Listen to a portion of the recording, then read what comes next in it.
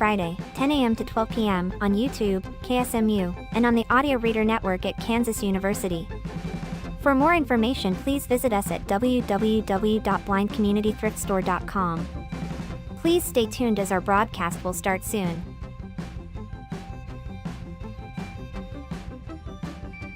Please remember to like, comment, and subscribe on our YouTube channel now. At Blind Community Thrift Store on YouTube, and more info about this radio reading service, Navalins, and the Blind Community Thrift Store at www.blindcommunitythriftstore.com. The Blind Community Thrift Store radio reading service will begin shortly. We will be reading local news from around the Southwest Missouri area, Monday through Friday, 10 a.m. to 12 p.m. on YouTube, KSMU, and on the Audio Reader Network at Kansas University. For more information, please visit us at www.blindcommunitythriftstore.com. Please stay tuned as our broadcast will start soon.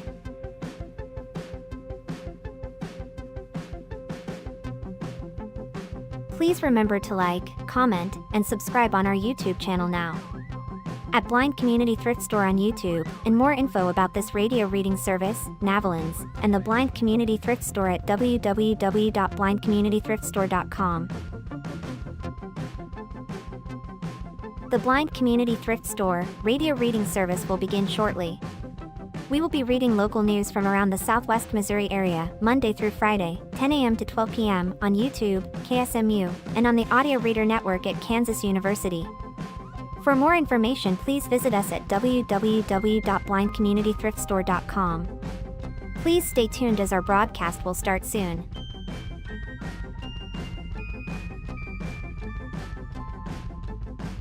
Please remember to like, comment, and subscribe on our YouTube channel now. At Blind Community Thrift Store on YouTube, and more info about this radio reading service, Navalins, and the Blind Community Thrift Store at www.blindcommunitythriftstore.com. The Blind Community Thrift Store radio reading service will begin shortly.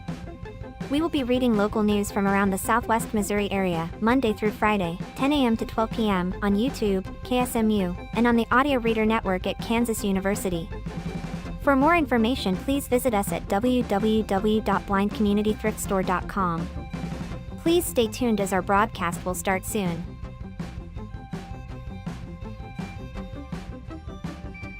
Please remember to like, comment, and subscribe on our YouTube channel now.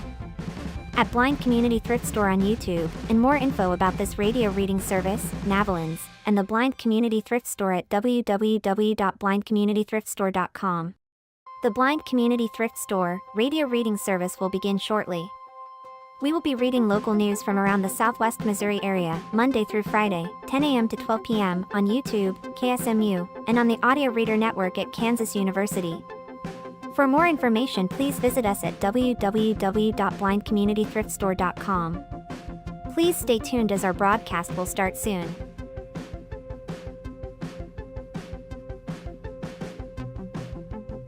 Please remember to like, comment, and subscribe on our YouTube channel now.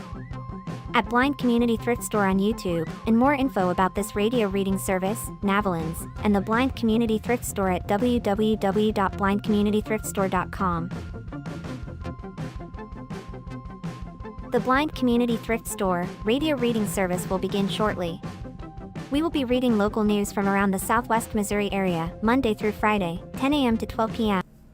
If you're ready with a story, I'll read this. Oh, sure, yeah.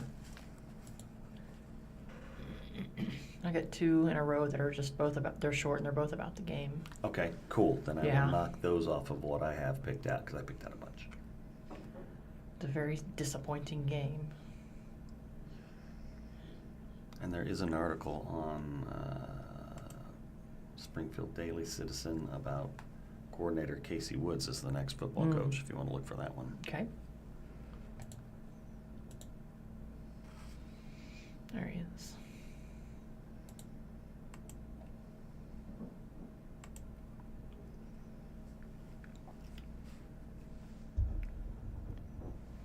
The time is 10 a.m. Go. Thank you for tuning in to the Blind Community Thrift Store radio reading service. My name is Kelly, and My name is Michael, and I'm here with Kelly, and I do that every week. We invite you to listen to our broadcast both live and on demand. Our live sessions are available on the Blind Community Thrift Store YouTube channel, Monday to Friday between 10 a.m. and 12 p.m. each week. Additionally, you can access on-demand content through the Audio Reader Network, which offers a wide range of audio materials for the visually impaired community. To explore content from the Audio Reader Network, please visit www.reader.ku.edu. The site provides details about accessing content via Amazon Alexa, Audio Reader Network mobile app, and information on receiving a radio to listen to the broadcast by KSMU Radio. All broadcasts are played over KSMU's subcarrier airwaves at 67 kilohertz on 91.1 from 3 p.m. to 5 p.m. Monday through Friday. Contact Audio Reader Network for information on receiving a pre-programmed radio. Holidays for Friday, December 19th, 2025. Holly Day. Looking for an evergreen day. I guess something to go along with looking for a Christmas tree. National Emo Day. National Hard Candy Day. National Oatmeal Muffin Day. National Ugly Christmas Sweater Day. Underdog Day. All celebrated today, Friday, December 19th, 2025. Well, let's kick it off with some sports, some disappointing news out of the Missouri State versus Arkansas X Bowl, the final score, and some highlights from the Springfield News-Leader. From Frisco, Texas, Missouri State football ended a historic season in which it qualified for a bowl game in its first season as an FBS program with a loss in the Xbox Bowl. The Bears made a late push but came up short in a 34-28 loss to Arkansas State on Thursday, December the 18th in the Ford Center at the Star in Frisco, Texas. Thus ends one of the best years in Bears football history. Their first in Conference USA, where they went 7-6 overall and had their first 6 wins over FBS programs since 1990. Mo State won 5 one-score games while reaching feats that were once thought impossible for a once disastrous program. Thursday night marked the end of the 6-year Petrino family era for Missouri State as news broke earlier in the day that the school was finalizing the hire of SMU offensive coordinator Casey Woods as its next head coach. Woods will replace Ryan Beard, who didn't coach in the Xbox Bowl after accepting the head coaching position at Coastal Carolina. Woods' hiring is expected to be announced December 19th today. So one other story just on that same note. This is from the Missouri State quarterback who was frustrated over bowl opt-outs after the X-Bowl loss, also from the Springfield News-Leader. Missouri State quarterback Jacob Clark was sacked 8 times during his team's 34-28 loss to Arkansas State in the Xbox Bowl on Thursday, December the 18th. But he still almost found a way to help his team pull off a comeback. It would have been a lot easier if he had a few of his offensive linemen who didn't play in the game. Clark, after his final collegiate game, expressed his frustrations over college football's calendar and its impact on bowl games. Some players intend to enter the transfer portal once it opens on January the 2nd, so they opt out of playing in the game to avoid injury and maximize the name, image, and likeness and revenue-sharing dollars they may receive. It's just the state of college football nowadays, Clark said. Something kinda needs to be fixed with the guys opting out of games. It's just how it is, and guys have to step up. In the Xbox Bowl, Missouri State played without starting left tackle Edebuke Nwambugu, who ranked as the best pass protector in Conference USA and intends to enter the transfer portal.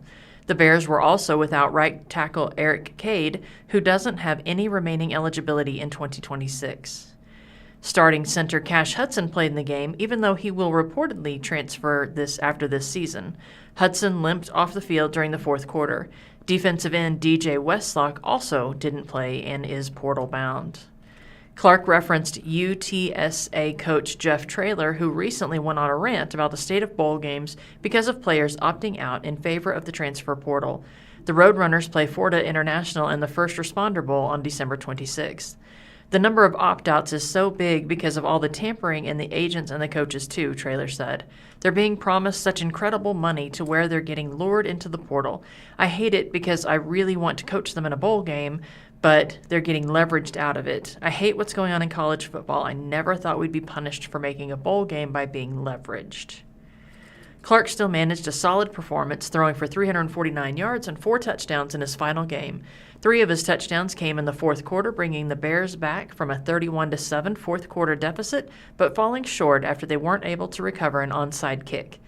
Clark could have had a fourth quarter touchdown pass when the Bears were deep in Arkansas State territory, but he was strip-sacked with 9:08 to go and the Red Wolves recovered.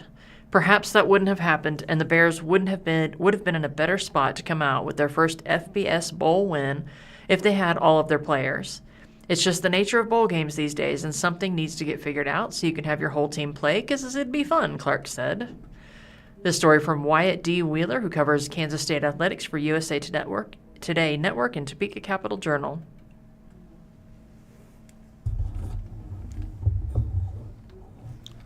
We have the obituaries from the Springfield News-Leader. Friday, December 19th, 2025. Noah James Burrow, age 17, passed away on December 6th, 2025. A celebration of his life will be held at 10 a.m. Saturday, December 20th at Hope Church in Wichita, Kansas. Laura Emery, age 86, from Nixa, Missouri. Laura Emery of Nixa, Missouri passed away on Saturday, December 13th, 2025 at the age of 86. Laura was born on May 6, 1939 in St. Louis. Orville Winfield Bud Waller Jr. passed away on December 9th, 2025, having lived an uncompromising life committed to his family. We learned from him to think deeply, care passionately, and dream endlessly. Suzanne Williams of Rogersville, 82, passed away December 5th, 2025. Arrangements provided by Gorman Sharp Funeral Home Services on December 27th, 10 a.m. at Gorman Sharp Funeral Home. From there, we move on to the Springfield Daily Citizen. Springfield Skateland remains open after facility vandalized. Damage could exceed $80,000. Springfield Skateland, a roller skating rink at 5163 South Campbell Avenue, will remain open after the business was vandalized early in the morning of Wednesday, December 17th, with damages expected to exceed $80,000. Gary Fudge, who owns the Springfield Skateland with his wife Susan, said he received an activity report shortly after 3 a.m. from his security software, at which time a friend drove by the facility and saw the alleged vandals drive away. Fudge later discovered that 4 air conditioning units had been stolen, with coils and copper wire cut from another 4. Fudge anticipates that he will have to replace all 8 units. At $10,000 per unit, Springfield Skateland is looking at about $80,000 in damages.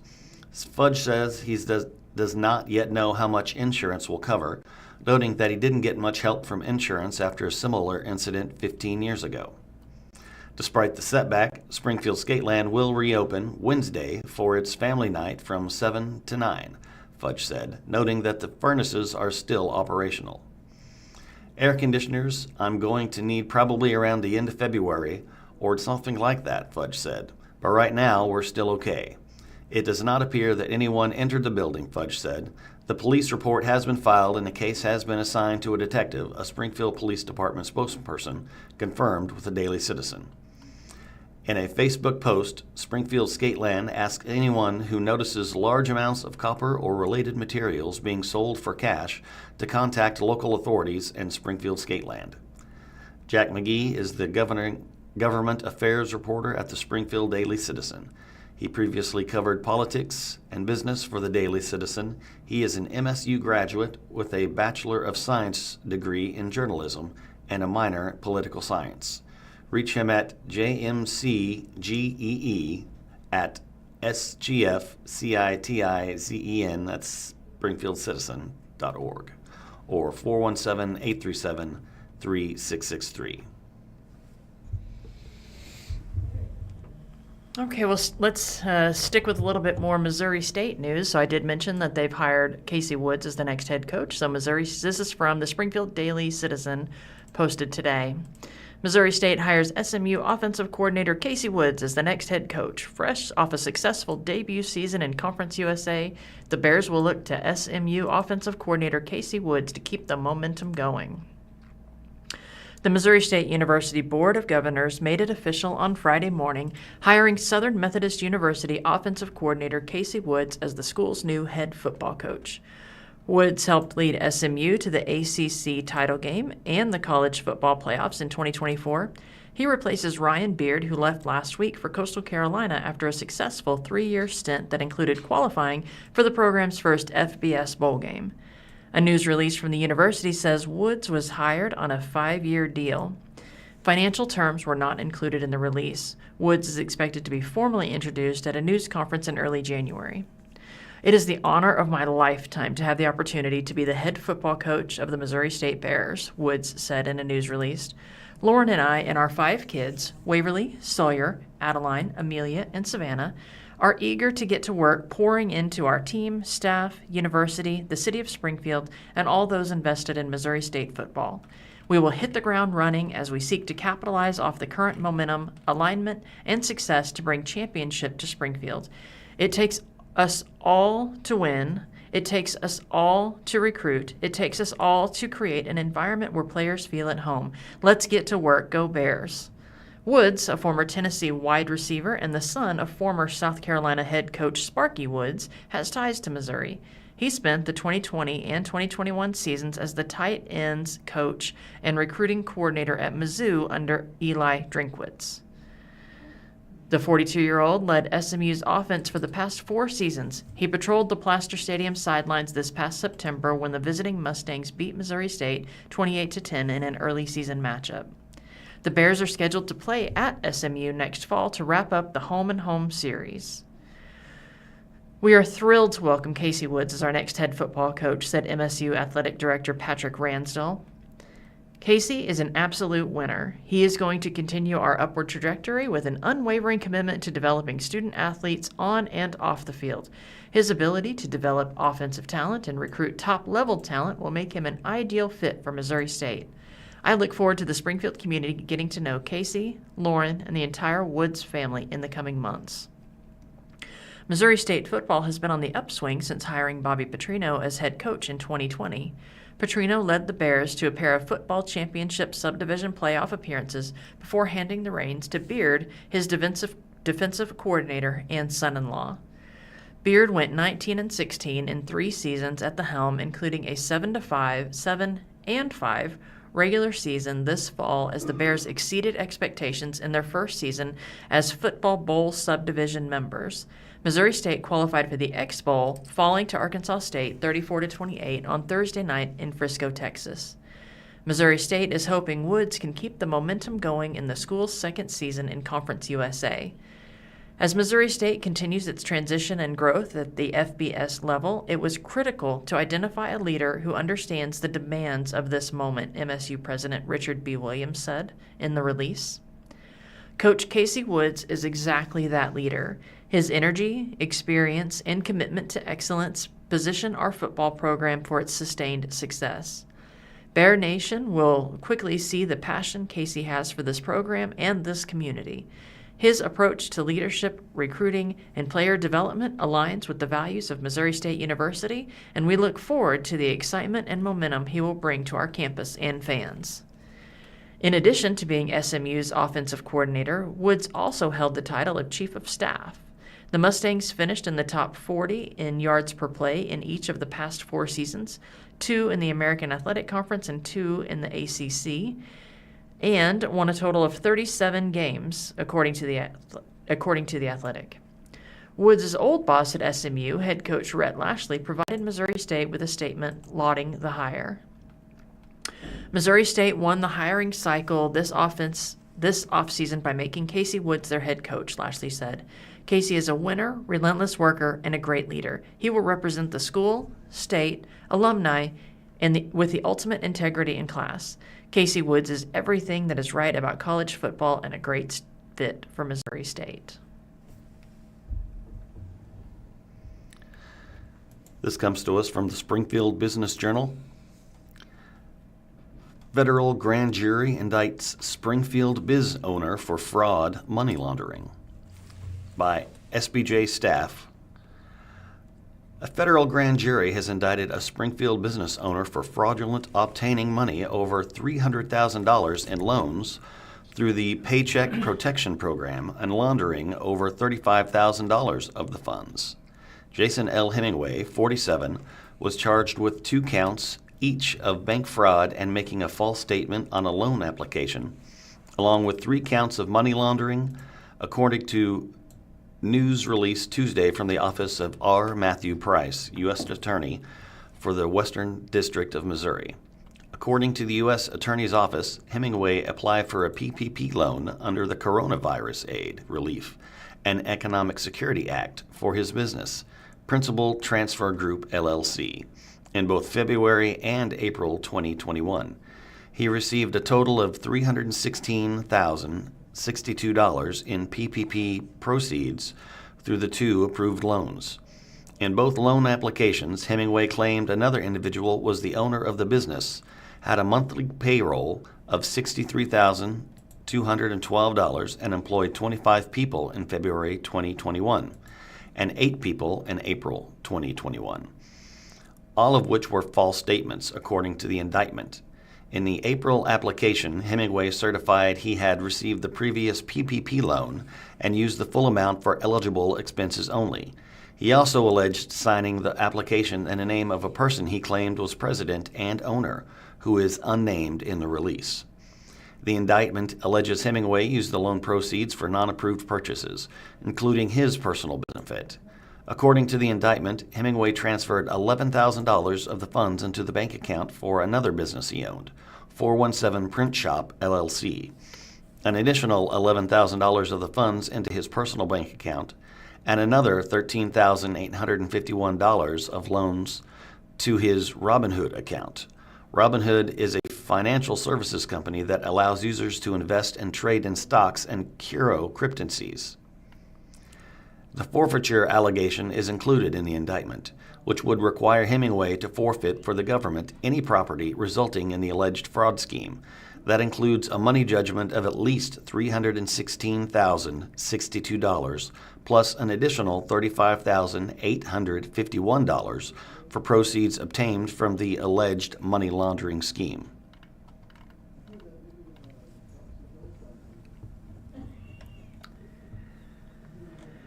All right, let's have a little fun news now. This is from Steve Poking Around. This is actually a follow-up to a story that I read on December the 5th about Matt Pash and the saga of the toilets. So, poking around, did he give in to the man, or did he keep the toilets in his front yard? As Hemingway said, a man can be destroyed but not defeated. It is clear to me that Matt Pash is enjoying his brush with City Hall. We last left Matt Pash with my December the 4th column about his 4 front yard toilets. The story ended in a cliffhanger. Would he give in to the man, aka the city of Springfield, and an anonymous neighborhood complainant he calls Karen?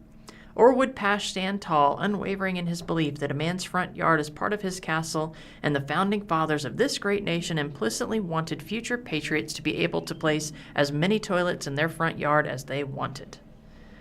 He faced a fine of up to $375 if he didn't yield. His deadline for a decision was December the 13th. So he yielded. Pash gave in. He removed the toilets on December the 12th. He tells me he was concerned the city fine might have been $375 per toilet. Headstones now stand in memory of the toilets.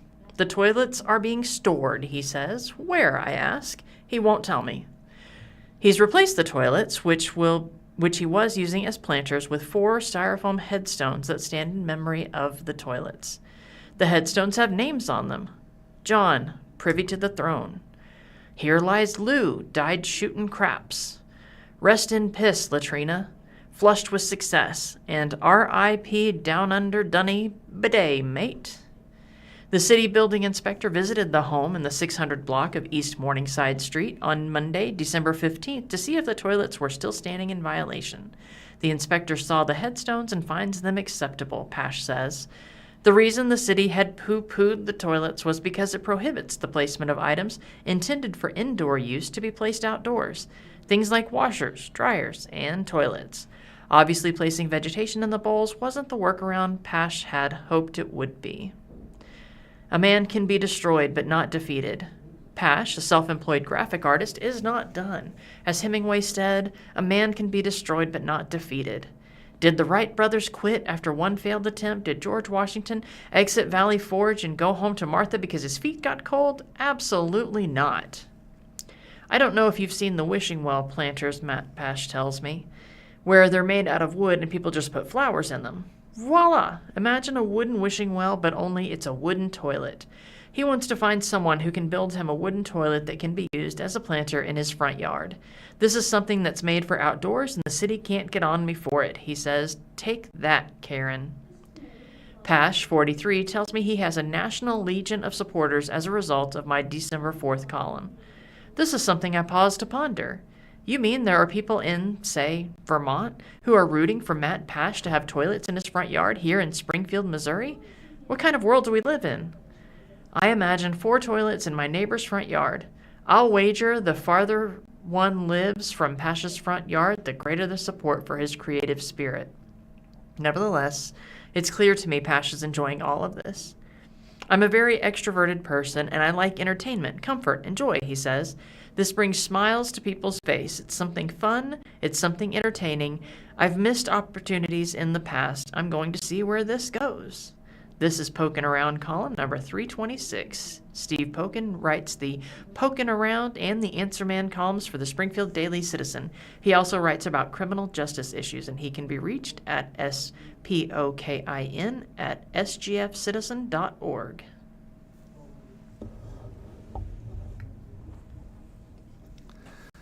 This comes from the Springfield Daily Citizen by Zoe McIntyre. Christian County opens new vehicle overpass, preserves historic Green Bridge. A new $3.3 million overpass opened December 17th for cars to cross between Green Bridge and Smyrna Roads. The historic Green Bridge may be open for foot traffic this spring. After Ozarks' historic Green Bridge was closed in January 2024, Christian County began a project to preserve the structure and replace it. A new vehicle bridge opened December 17th, allowing cars to drive across Green Bridge Road and pass over the Finley River once again. It's kind of a big deal. Eastern Christian County Commissioner Bradley Jackson said in a November 13th meeting, "I mean, this has been a 2-year-long process, and I'm confident everybody's ready to come across the bridge.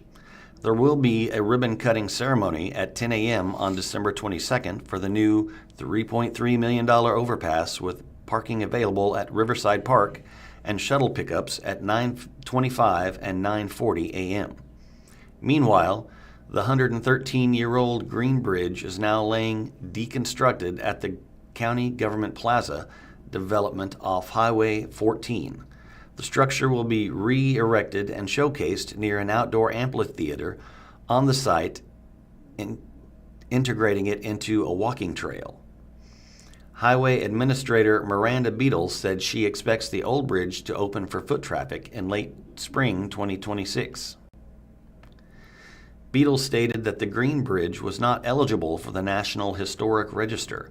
The State Historic Preservation Office did not require the county to preserve the bridge.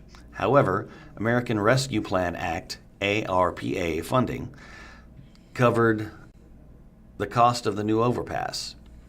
Being able to take that off our local books allowed us to save the Green Bridge, Beadle said. Before the bridge was closed in 2024, the Missouri Department of Transportation placed the lowest possible weight restriction on it. Disassembling the old bridge required about a week of work. During the deconstruction, Beadle said the county was pleased not to discover severe disintegration of the steel bolts and fixtures holding the Green Bridge together. The county aims to preserve as much of the original weathered steel as possible. Emery Sapp & Sons, which completed the new overpass, plans to partner with the county to restore and re-erect the Green Bridge. Beatles estimated this project will cost around $300,000. We've gotten a lot of positive feedback for saving the bridge, she said.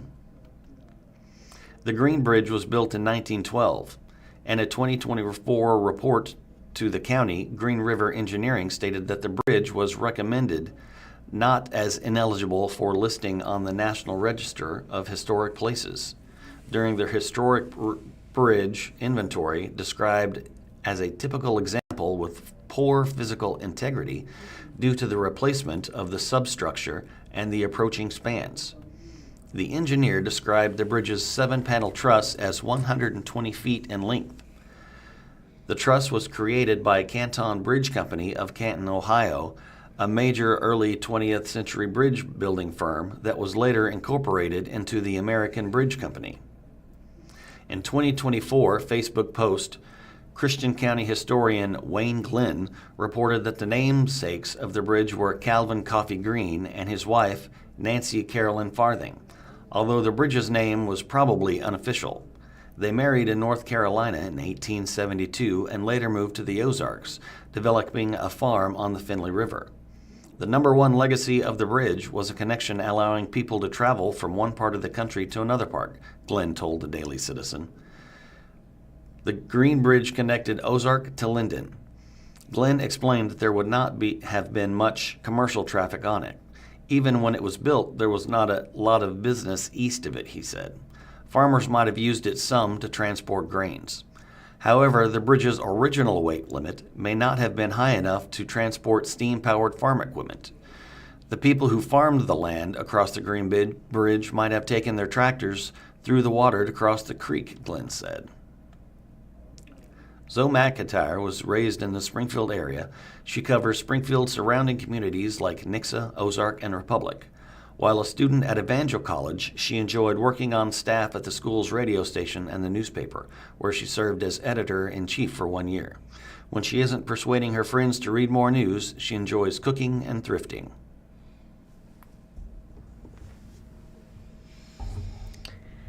Okay, from the Springfield News-Leader, Springfield Greene County Health Department food inspection reports. We'll just pick a few of these. So, food formula past use-by date at Greene County markets and restaurants. This is Susan Such from the Springfield News-Leader. Multiple food establishments in the Greene County area were cited for out-of-date food as well as incorrect date marking this week, according to Springfield Greene County Health Department food inspection reports. 4 markets were cited for keeping food past its 7-day use-by date, as well as infant formula past its use-by date, and a restaurant was cited for having items inappropriately date-marked with incorrect date, according to the reports. The December 15th report said that the restaurant Ririco Brazilian Grill at 3371 East Montclair Street in Springfield had crab salad dated October 17th and cut cucumber dated November 22nd and September the 9th. It also said the violation was corrected and education was given, though it did not specify the actions taken to correct it. Price Cutter Plus number 52 at 2021 West Republic Road had meat and infant formula past its use-by date, according to a December 16th report. Price Cutter number 17 at 1013 East US Highway 60 East in Springfield, Muncie's Supermarket, 112 East Boone Street in Ash Grove, and Seafood Express at 2805 West Chestnut in Springfield all had food past its use-by date as well. Issues found during inspections fall into either priority or non-priority violations. Priority violations impact the safety of the food, such as cross-contamination between raw and ready-to-eat food, improper food temperature, and poor personal hygiene and employee health. Multiple priority violations can lead an establishment to being shut down. Non-priority violations alone do not directly affect food safety, such as dirty floors, sticky tabletops, or outside trash cans not being covered. Food inspections take place 1 to 3 times a year, depending on the type of food served, the population served, difficulty of food preparation, and past history. Restaurants preparing food from raw ingredients are inspected more often than convenience stores that serve only non-potentially hazardous foods such as popcorn and soda, according to the Springfield Greene County Health Department. Each report identifies what was happening at the establishment at the time. Consumers who want to know whether a violation is a one-time thing or a pattern are encouraged to refer to previous reports. Here are some food inspections for the past week.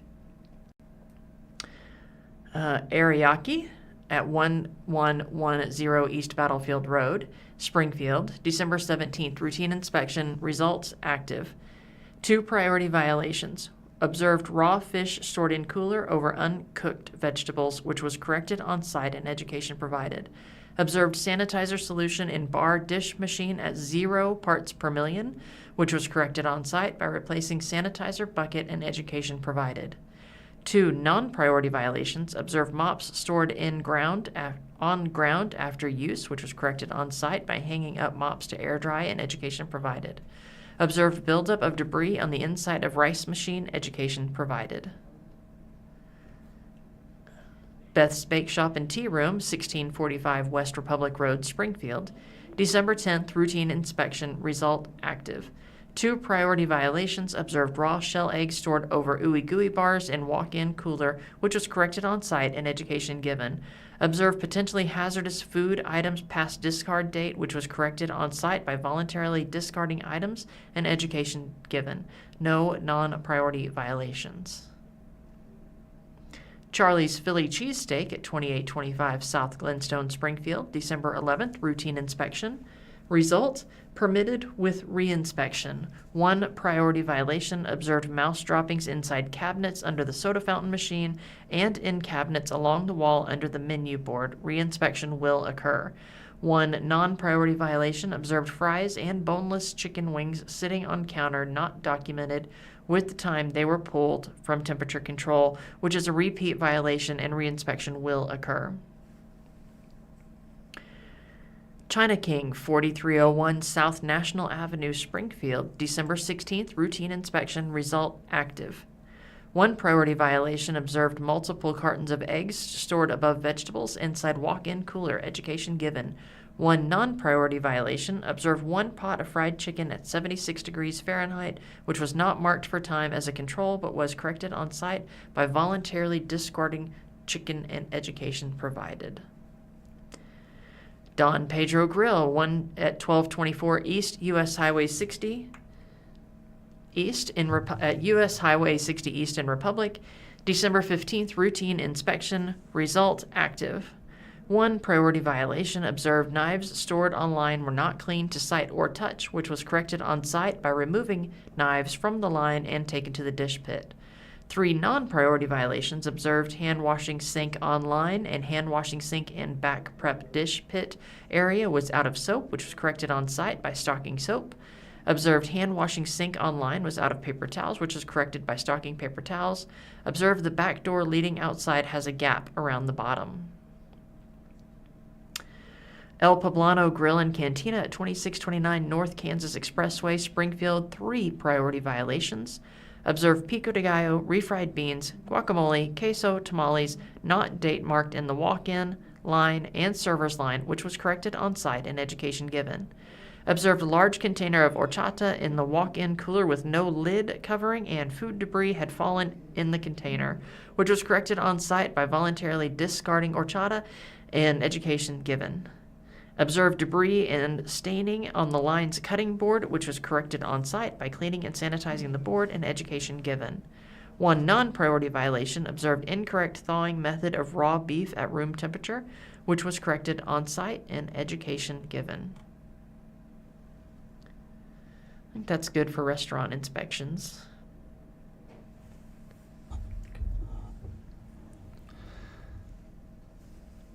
Kickapoo Senior, local mentor named Student of the Month. This is from the Springfield News-Leader. Marta Mees reporting. The holidays are just around the corner, and high schoolers across the Ozarks are getting ready to put their textbooks aside to enjoy some well-deserved rest and gather with family over winter break. But before we get cozy by the fireplace with hot cocoa in hand, let's celebrate and recognize our newest Student of the Month. For December, the News-Leader set out to recognize those students in our local communities that help other students and have contributed to the betterment of the school and beyond. This month, our readers selected Nathaniel Cummings, a senior at Kickapoo High School, as Student of the Month. Cummings is leader within Kickapoo DECA, where he mentors students who are working on written projects, meeting with each of them individually, listening to their ideas, and helping them strengthen their concepts. The senior also helped his peers by tutoring in the Intro to Business class, developing meaningful relationships with each student in the class and helping them understand and apply key business concepts. Beyond school, Cummings mentors Cub Scouts in essential outdoor skills, leadership, and prepares them for rank advancement. He also contributes to our community by volunteering at the Crossline Resource Center, grocery shopping for families in need, and loading the items in their cars, and through his Eagle Scout service project, where he built a storage unit for the Messiah Lighthouse Child and Family Development Center. Student of the Month is an initiative by the News-Leader to highlight the academic achievements of local area high school students. Nominations for students who have shown outstanding academic and school achievement and community service are gathered from administrators at participating districts in the Ozarks. Readers voted for who they thought were the best in our community and poll. The December nominees were, besides Cummings, Parker Mitchell, the Summit Preparatory School. Parker is regarded as an amazing connector, caring for others by helping with transportation when needed and frequently encouraging other students to participate in esports competitions. The ninth grader is always welcoming and kind towards peers and teachers, which embodies the positive characters of the Summit Preparatory School. Callie Dills, Glendale High School. Callie is one of the most dedicated DECA and FBLA members, school-based enterprises employees, and Glendale students on record. The senior consistently demonstrates excellence both inside and outside the classroom, showing an unwavering commitment to her community and to service. As the event director for the Glendale Flock Olympics and as a key member of the fundraising team, Callie has spent the past 2 years planning and executing a school-wide Special Olympics event with exceptional creativity and professionalism. Her efforts have raised thousands of dollars annually to support Glendale's special education programs. This year, she collaborated with both the National and Missouri Special Olympics organizations to officially bring Special Olympics to Glendale. Through her leadership, Glendale has become the first high school in Springfield to be recognized as a unified champion school. Throughout her 4 years at Glendale, Callie has accumulated more than 200 hours of community service.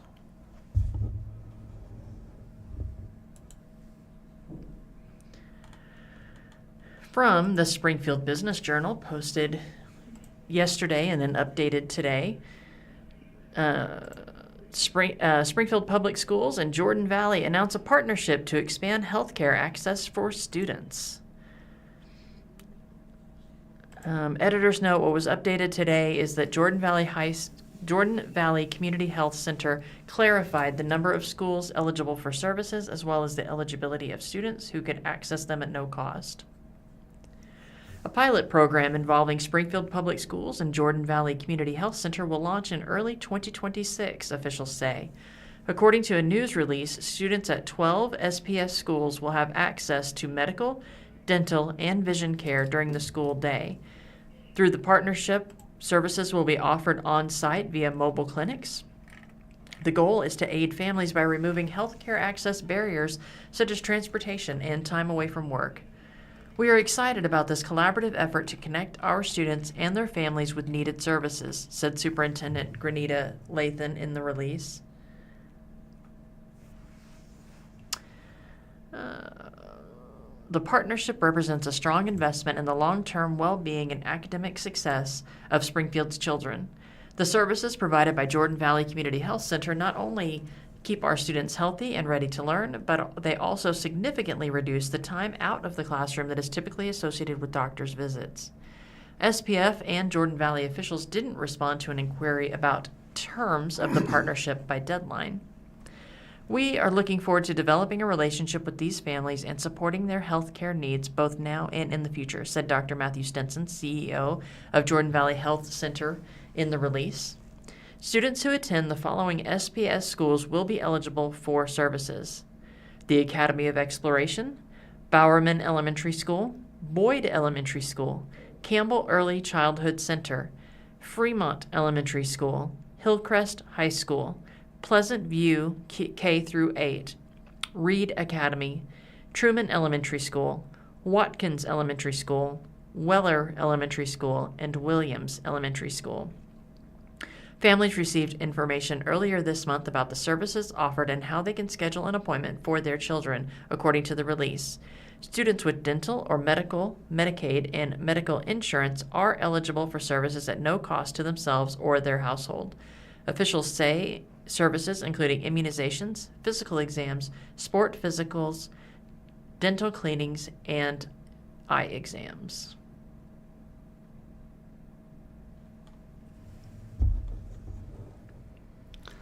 This comes to us from the 417 magazine. A Cox Health expert shares tips to prevent common pickleball injuries. Pickleball is all fun and games until your shoulder or ankle says otherwise. Dr. Grant Ralston of Cox Health's Sports Medicine Clinic shares how to warm up, recover, and keep playing without pain. This is by Jordan Bloomquist. Pickleball has quickly become a popular way to stay active. The game's mix of light competition and social connection makes it appealing to players of all ages. But with the rise in popularity comes an increase in sports-related injuries. Dr. Grant Ralston, a sports medicine physician at Cox Health, has seen the trend firsthand. He works with local schools, Drury University, and the Ozarks Lunkers while treating sports injuries of every kind at the Bone and Joint Center, helping patients of all ages stay active and healthy. Ralston says ankle sprains, rotator cuff strains, and tennis elbow are among the most common pickleball-related injuries he treats. Calf strains, knee sprains, tendinitis, and even fractures from falls are also frequent. It's not just older adults getting hurt. I've seen injuries in people who are in their 20s or 30s who are playing pickleball, he says. With people later in life in their 50s, 60s, 70s, you still see injuries all across the board. I think this more depends on your preparation leading into playing pickleball. That preparation starts before you even step on the court. We talk about warming up properly, says Ralston. Making sure that is you're not going straight from jumping out of the car to playing in the game on the pickleball court. Proper footwear is also another must. Shoes with solid ankle support and traction can help prevent sprains and slips, building overall strength and flexibility. Staying hydrated and listening to your body all reduce risk too. Why it matters. When a player does get hurt, it's not always easy to know when to seek a professional care. Ralston says to start with simple at-home treatments like rest, ice, or bracing. Ralston says athletes should seek care if symptoms persist or worsen, like pain that intensifies during play, swelling or bruising that doesn't fade, or a joint that feels unstable after injury. What you should try? Even when injuries occur, Ralston encourages patients to keep moving in whatever ways they can. He often recommends low-impact activities like biking or swimming, along with physical therapy or at-home exercises to preserve strength and mobility during recovery. Staying active in a safe, modified way helps patients heal faster and return to the court with confidence. Ralston emphasizes that sports medicine isn't limited to competitive athletes. His team treats anyone dealing with bone, joint, or muscle injuries, whether it's a sprain from playing with grandkids, arthritis in the knee, or a sports-related concussion. As for pickleball itself, Ralston says it offers plenty of benefits for players of all ages and activity levels. Keep playing, he says. There are physical and social benefits. Ralston points out that people who previously hadn't been active are now active and meeting new people on the pickleball court. As pickleball continues to grow in popularity, local players can stay at the game by taking care of their bodies and responding to energies in a smart way. All right. right, how about a word from the weather? This is actually from OzarksFirst.com, Cullerton News. Posted by Tom Schmidt this morning and updated a little bit later this morning. December cold visits the Arctic this Christmas and stays away from the Ozarks. Thursday was a crazy windy day with multiple gusts between 40 and 50 miles per hour. The highest wind gust in Springfield was 61 miles per hour on Thursday afternoon from the northwest. The winds have dialed back, and today we'll find a steady southwest breeze. Temperatures this morning are much colder with several readings in the low 20s. Today will be mild for late December, right around 50 degrees. Skies will be mostly sunny, although a few upper-level clouds will drift by occasionally. We won't be as cold tonight with temperatures resting in the upper 30s to low 40s out the door Saturday morning. Saturday will be warm for most of the day ahead of a weak cold front in the afternoon. Temperatures should rise to near 60 with southwest winds becoming northwest later in the day. We'll touch freezing Saturday night and be in the low 50s again on Sunday. Skies will feature a mix of sun and clouds both days this weekend. We will begin the work week cloudy and mild on Monday. The clouds are a sign that we'll get a rare, warm, and likely humid Christmas. Sounds hard to believe, right? The temperatures will challenge records each day, Tuesday through Friday. The overall pattern going into Christmas should be similar from day to day. Clouds during the overnights and mornings with some clearing in the afternoons. It's more likely to have a white Christmas than to have a 70-degree day on Christmas. Since the late 1800s, Springfield has hit 70 degrees on Christmas Day only twice. The record high is 74 that day, and it looks like we'll get very close. Santa may have to trade out the heavy coat for a t-shirt and shorts with overnight temperatures Christmas Eve struggling to get below 60 degrees.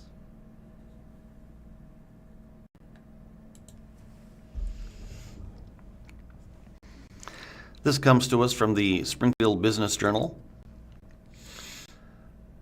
The Grant Avenue Parkway is approaching substantial completion, city officials say. Northern half of Grant Avenue Parkway reopens to two-way traffic, signaling near completion, by Karen Crego, reporter. Roughly a year after its expected completion, the city of Springfield announced yesterday that the Grant Avenue Parkway route reopened to two-way traffic between Grand and Walnut Streets. The announcement said the project is expected to reach substantial completion by the end of this year. The city received a $21 million grant award for the roadway improvement and streetscape project in 2019. Construction began in May 2022. The funding was in the form of Transportation Discretionary Grant, part of the U.S. Department of Transportation's program called Better Utilizing Investment to Leverage, Develop, or Build. Springfield Public Works Director Dan Smith said the project is coming within the project budget of $31 million, with a local match comprising of $4 million from City Utilities of Springfield and $6 million from the city's quarter-cent capital improvement tax and 8-cent transportation sales tax. Back in 2022, city officials said the construction on that route that extends from Sunshine Street down to Springfield was expected to be completed in 2024. Larry Reese, the city's project manager and transportation engineer, said the project was challenging, with two chief sources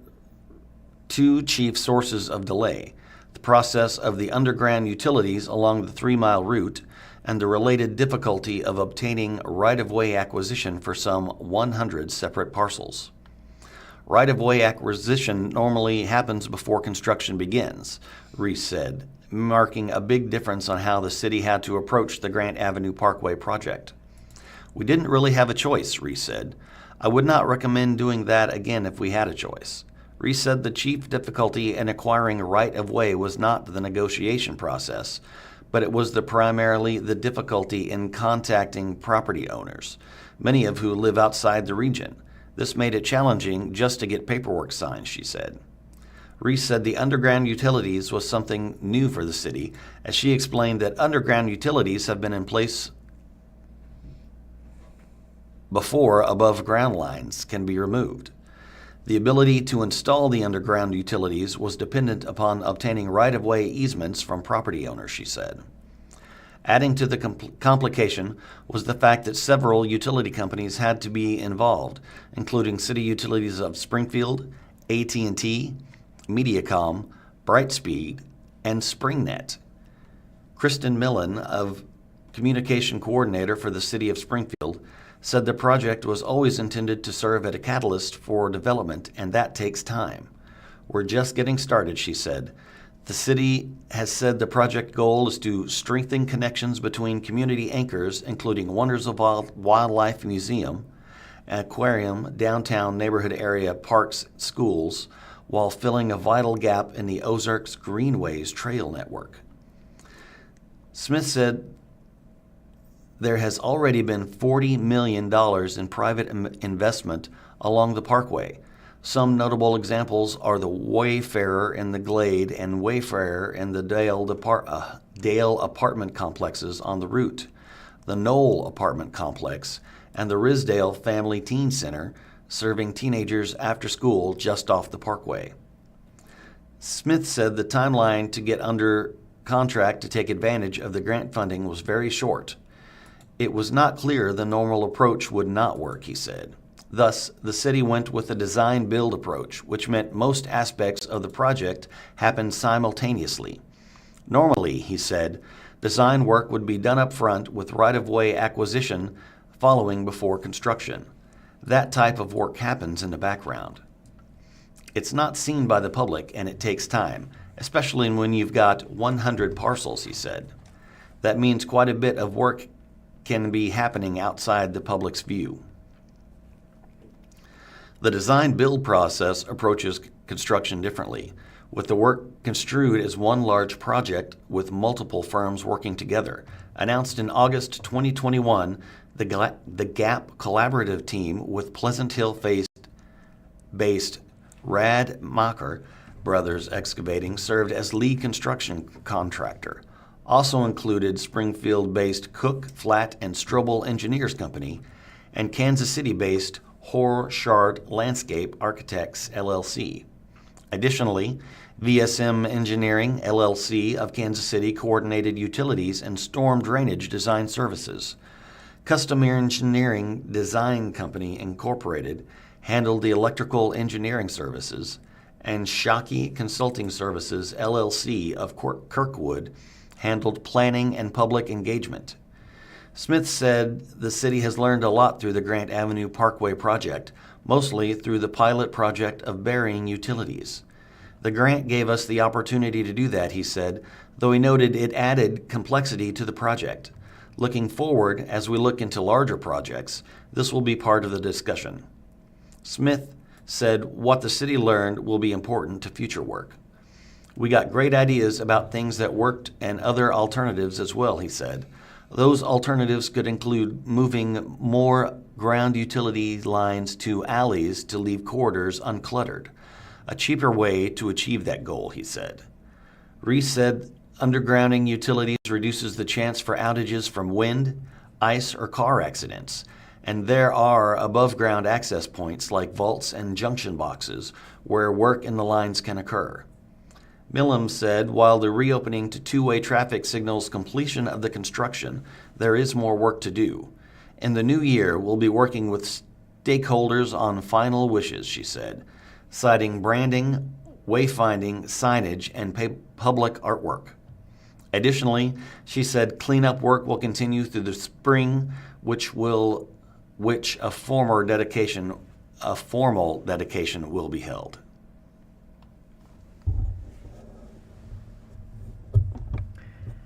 Some news from the elections corner, Springfield News-Leader. A Springfield nonprofit leader will run for Missouri House District 132. A local nonprofit leader has announced his campaign for Missouri House of Representatives District 132 in the upcoming 2026 election cycle. Russ Gosselin, founder and CEO of Elevate Lives, will be running as a Republican for the seat that covers central and northwestern parts of Springfield. He will be challenging incumbent Jeremy Dean, who was first elected to the seat in 2024. Gosselin has held positions within the nonprofit, religious, retail, construction, and media sectors. He founded Elevate Lives in 2007 in Colorado Springs, Colorado. The organization supports and empowers impoverished neighborhoods by creating a stabilizing home environment. Gosselin was invited by Convoy of Hope to relocate to Springfield in 2012. Most recently, Elevate Lives has purchased the Robertson School property and is constructing housing with other amenities to support those in the nonprofits programs. The Elevate Center is housed at the renovated school building and is already operating several programs to support the youth and families in the area. Gosselin told the News-Leader he felt running for office was the next step to continue his effort in bettering the lives of families in North Springfield. While his work in the nonprofit sector already accomplishes this, he said, being able to serve in Jefferson City would give the district and the practical solutions Elevate Lives has put in place a bigger voice and platform. I'm so passionate about the next step here in hopefully helping be a part of fixing a broken system that we've got in social services, he said. I want to end up making a difference in a bigger sense for people in this district to end up having better opportunities for the families. It's all stuff I already know, care about with the Elevate Center, but I can end up helping from a different angle now as well. According to a news release announcing Gosselin's campaign, if elected, he hopes to focus on public safety, education, infrastructure, and social services reform. Gosselin and his wife Sharon have 2 adult children. He enjoys camping, hiking, and flying, and continues to lead high-impact community initiatives throughout Southwest Missouri. As campaign season gets underway, Gosselin said he looks forward to meeting more of his neighbors and hearing it from them about the issues they care about. This comes to us from the Springfield News-Leader. Pershing residents continue criticism of shift in school's location, by Claudette Riley. For more than 3 months, residents who live next to the Pershing School campus have voiced concerns and raised questions about the district's construction plans. 5 neighbors spoke during the December 16th school board meeting, saying they are not getting the answers and results they seek. Nearly all said they voted for the $220 million bond issue, overwhelmingly approved by voters in April 2023, which included more than $50 million to renovate the school. Neighbors along Cedar Brook Avenue and Alameda Street object to the district decision to build a new school on the northwest part of the campus, in the open area near the homes, rather than the current location in the southwest part of the campus, along Ventura Avenue and Seminole Street. Sharon Benton, who lives near Pershing, said she has sent emails to board members and asked for documents related to the project, but her messages were unanswered and her questions were ignored. In one meeting with 2 administration officials to discuss our concerns, residents were pretty much met with blank stares, she said. Benton, who first addressed the board September 16th on behalf of 15 homeowners, said the district has asked for her patience and trust while forging ahead with a site plan that is not popular with the adjacent homeowners. Every question we ask has been met with, "We're just in development planning stages, schematic designs preliminary. What's going on?" she asked in the December 16th board meeting. "Does Pershing need a new school? Probably. Are we feeling misled, uninformed, ignored? Absolutely, for 3.5 months. And to be clear, we're upset." Benton said the district should not ignore the concerns of the neighbors who are voters, who would knowingly jeopardize the value of someone's property and threaten their legal right to privacy, peace, and safety and security in their own homes, when there are other and better options to give Pershing exactly what it needs and wants, keeping everybody happy, she said. In early 2024, the board decided to close the elementary portion of the K-8 campus at the end of the 2025-26 year. The new middle school will only serve grades 6 through 8. Once the new school is complete, a track and football field will be built where the current school stands. Pershing students will be able to remain in the current school building while the new facility is constructed. I even support the plan to build a new school. What I do not support is a plan to flip the location of the school and the track, said Deborah McFarland, who lives near Pershing. The school track does not belong beside a busy street where there is already a field available to be upgraded. The two-story school full of windows and a busy bus lane do not belong next to private homes. McFarland urged the board to find a better layout for the campus, one that keeps the new building and bus lane away from homes. Patrick Mueller, who lives near Pershing, was amongst the speakers focused heavily on the safety of students, staff, and motorists. The original builders of Pershing wisely placed the school near the streets, leaving a playing field better with neighborhood homes, he said. We wish those of you now in charge would have a similar vision. Months ago, architects and designers hired to develop a plan for Pershing recommended new construction over renovation, arguing it would be a more cost-effective and result in better, safer building. The neighbors said they were not consulted about that decision or a proposal to move the school to a different part of the campus. They have raised questions about increased noise, loss of privacy, changes in traffic patterns, and water runoff. No matter how attractive a new school might be, placing it close to private homes will not make these properties more desirable. We believe the feature that is not going to distract the most from our quality of life is the bus road running right along the fence line, he said of the path planned close to many of their homes. Can we all agree that no one would look for that feature in their backyard? Melinda Wade Page, who lives near Pershing, said the district repeatedly talked about renovating the school prior to the bond vote and then changed its plan. Research tells us, based in Missouri law and law precedents, a school district cannot substantially alter the specific projects listed in a voter-approved bond issue, Wade Page said. Significant changes may necessitate another public vote. Wade Page said district officials have referred to the change as a course correction or refinement of the original plan. They can call it anything they want, but in actuality, it's an extensive change to a purpose clearly specified in the ballot language of Proposition S, which was to renovate Pershing, he said. Board members did not respond to Pershing residents' court concerns, which is standard protocol with public comments during a school board meeting. The district has repeatedly said the decision to relocate the school is final, and officials are looking at ways to mitigate concerns.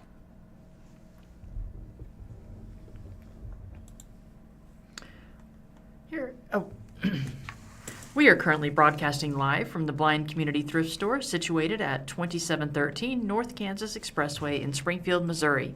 For additional information about our store, please visit our official website at www.blindcommunitythriftstore.com. To explore more of our video content, including movie reviews with Matt and Meredith, adaptive technology training videos, and other informative material, please visit our YouTube channel by searching for Blind Community Thrift Store. Our organization is dedicated to supporting the blind community through various initiatives, and our online platforms serve as valuable resources for community engagement and education. This comes to us from the SBJ. Kansas lawmakers meet Monday about a deal to move Kansas City Chiefs out of Missouri.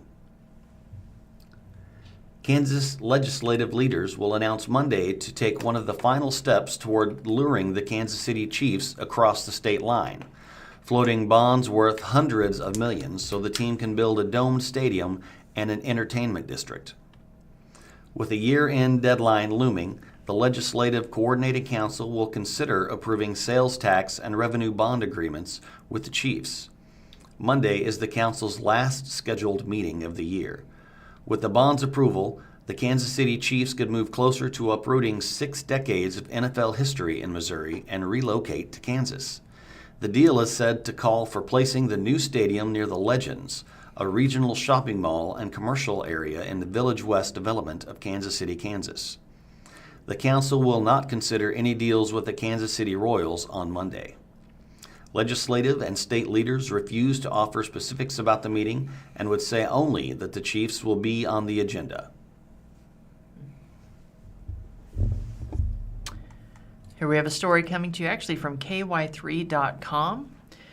Republic School District Superintendent announces retirement plans and new leadership has been named. Republic Superintendent Dr. Matt Pierce announced he will retire from the district at the end of the 2025-2026 school year. The school board immediately announced that Assistant Superintendent Tyler Overstreet will assume the role beginning next school year. Reflecting on Dr. Pierce's leadership. Since joining the Republic School District's leadership team, Dr. Pierce has been instrumental in elevating student achievement and strengthening the learning experience for all students. His data-driven, strategic approach to teaching and learning has guided our schools to significant academic growth, placing Republic consistently among the top-performing districts in Missouri year after year. He has also led through a period of extraordinary community growth. His proactive planning has kept class sizes small, ensured that facilities remain modern and safe, and positioned the district to continue preparing students for future excellence. Under Dr. Pierce's leadership, the Republic School District has doubled the number of students served in early childhood education with the opening of the new Republic Early Childhood Center, constructed high wind storm shelters for PK through 6th grade students and staff, increased the number of school police officers serving across the district, and built a new Republic Intermediate School and restructured student transitions between elementary and secondary levels. These accomplishments reflect only a portion of the milestones achieved during Dr. Pierce's service. Over the years, he has led our district with a combination of heart and steadiness, especially in challenging times. Many in our community witnessed firsthand how he balanced his responsibilities while serving as assistant superintendent and walking through personal hardship, standing firm as a caring leader while his daughter faced serious health issues. Modeling servant leadership, he took that experience and turned it to advocacy, becoming an active as a volunteer and board member for the American Heart Association. In his first year as superintendent, Dr. Pierce guided our district through the COVID-19 pandemic, making difficult decisions with compassion, transparency, and the welfare of students, staff, and families always at the center. Even during that period of nationwide stress and uncertainty, he remained present, supportive, and accessible. He even obtained his CDL certification to help with student transportation during the 2022 bus driver shortage, leading by example of putting people first and getting the job done. Dr. Overstreet is known for his collaborative leadership style and genuine care for the REPMO community. He believes in the potential of every student and the importance of surrounding learners with passionate, highly skilled educators and support staff. He values the growth and wellness of employees and has a consistent track record of supporting staff through clear communication and opportunities for professional learning.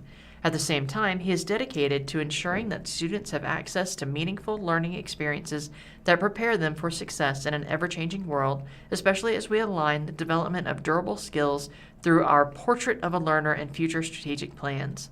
Assistant Superintendent Dr. Overstreet has guided the district's academic vision by managed recruitment and retention efforts, supported building and department leaders as well as instructional teams, led implementation of our strategic plan, expanded opportunities designed to support student learning and employment development. The district says that because of his strong relationships with staff, students, and families across the district, Dr. Overstreet's transition to superintendent will provide stability and continuity for Republic schools. The Republic School District will begin the search for the Assistant Superintendent of Academic positions immediately.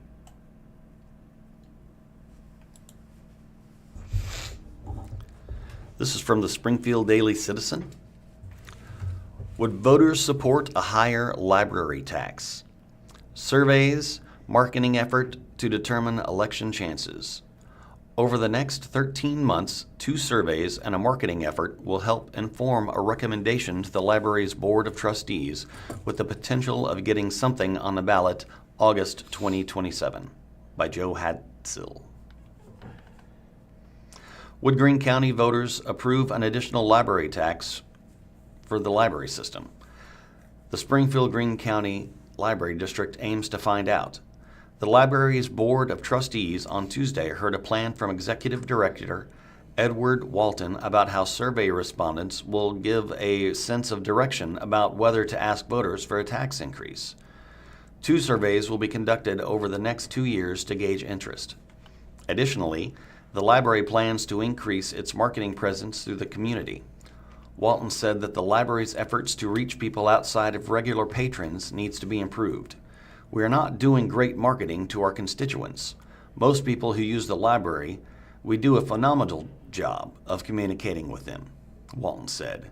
We're going to take the next step of communicating with people outside of our constituency. That marketing effort will start in June or July as direct marketing of the library and its services, Walton said. Eventually, it will shift to an informational message discussing the library's current finances. Sandwiching that marketing launch will be 2 surveys, Walton said, one in January and the other one in January 2027. Each one will ask whether people would be okay with the revenue-generating proposals, an extra 5 to 10 cents per $100 assessed valuation, as a sales tax of 1/4 cent or 3/8 cents. The year between surveys will help the library measure whether its message is reaching county residents. We are going to see the year between the 2 polls and the informational campaign if there is an uptick in approval rating, Walton said. In February 2027, we will bring the board a ballot measure. You will have enough information to go, yes, we ought to do this, or no, we are not. If the library sees encouraging interest, it plans to ask for some sort of tax increase in August of 2027, pending other surprises. Funding a continual concern for the library. The question of whether to pursue tax increase through a public vote has been on the minds of library staff for months. A part of the key strategic plan passed earlier this year by the board calls for studying the issue. Greene County property owners pay taxes of 21 cents per $100 assessed valuation. The Board of May approved a budget of $20,174,991 in both revenues and expenses for its current fiscal year, which started on July 1st. About $16.7 million, roughly 80% of those revenues, come from property taxes. At the time of the plan's message, Walton said a significant number of Missouri legislators were focused on further reducing or all but eliminating property taxes. On Tuesday, Walton said that the next year's legislative session features a high number of pre-filled bills, yet also a singular focus of Governor Mike Kehoe's desire to eliminate state income taxes, which means property tax issues will likely be on the back burner. As I talked to several of the legislators, they say the big issue on the government's table is reducing state income tax, Walton said. Everything else is going to take a back seat. Even as something gets past the House and Senate related to property tax reform, it won't get past the governor's desk. Current law does not allow sales tax to be used for libraries without a ballot measure, but some of Springfield's representatives say sales tax as seen as a key replacement for the potential lost revenue from income and property taxes. A bulk of the expenses in the library's budget will go toward its staff of about 220 employees. The board granted 9% raises to staff members, intended to match minimum wage increases and benefits required under Proposition A passed by voters in November. But the cost of materials is also rising, especially for ebooks available through Libba or Hoopla. The library is devoting more resources to ebooks and other digital publications, which often cost more than traditional print materials. Instead of buying books in bulk and earning discounts, ebooks require purchase of a license and can often carry a per checkout charge. The Library Foundation has created a fund where people can make smaller donations toward the purchase of ebooks. Joe Hadsell is the education reporter for the Springfield Daily Citizen. Hadsell has more than 2 decades of experience reporting in the Ozarks with the Joplin Globe, Christian County Headliner News, and 417 Magazine. Contact him at 417-837-3671 or at jhadsall@sgfcitizen.org. From the Springfield Business Journal, a new restaurant serving breakfast and lunch opens on West Chestnut. New breakfast and lunch cafe has opened at 2833 West Chestnut Expressway in the space formerly occupied by the Phoenix Diner Bar and Grill, as well as Missouri Mike's Barbecue. Hatch and Harvest Cafe LLC held its soft opening yesterday. This story was posted on December 18th, so December 17th. They had their soft opening, said 24-year-old Donnie Value. Today is Hatch and Harvest's full day open to the public. He said his goal was to create a casual cafe and that being a restaurateur is in his family's background. I'm a first-generation American, Value told SBJ this morning, adding that Hatch and Harvest is the first venture he's taken on as a sole owner. My family's been in the restaurant business for many, many years. My parents came from Albania. My grandpa was a dishwasher. Long story short, he worked his way all the way up to being a restaurant owner. So yeah, it's in my blood. We've just been doing this all our lives. Value said that Hatch and Harvest's soft opening went very well. We had a lot of friends and family come and surprise us, and we even turned the open sign on, and there were a few people that just trickled in. Value said the menu was intended to be pretty casual, with a number of classic plates including omelets, along with newer kind of style dishes such as multigrain pancakes and the El Tapia breakfast bowl, which is comprised of chorizo, jalapeno, tomato, green pepper, onion, and queso, served over crispy home fries and topped with avocado and 2 eggs cooked any style.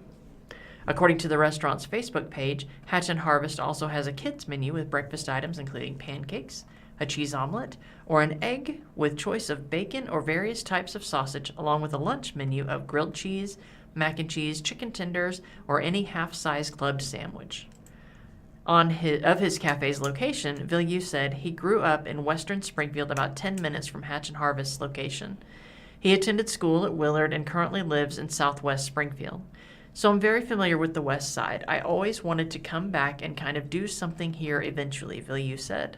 I drive by here all the time, and I saw the building was empty, and I saw a for rent sign, and I said, you know what? I'm going to give them an email. I came in, I liked what I saw, and I just took it over. I was like, let's do it. Value said Hatch and Harvest employs 10 to 12 workers at this time. He said this investment in the business so far was between $80,000 and $100,000. He signed a 3-year lease with Westway Shopping Center LLC, declining to disclose other terms of the deal. Value emphasized that he has a problem solver's mentality and that undergirds his approach to taking care of his guests. I really love talking to guests, he said. I really like hearing feedback. I really like fixing problems. I hate when a guest leaves unhappy and I don't hear about it. He also said he'd make efforts to keep prices pretty low. I kept it that way because we're just trying to be fair to everybody and give everybody a chance to come try us out and just look forward to taking care of everybody, Value said.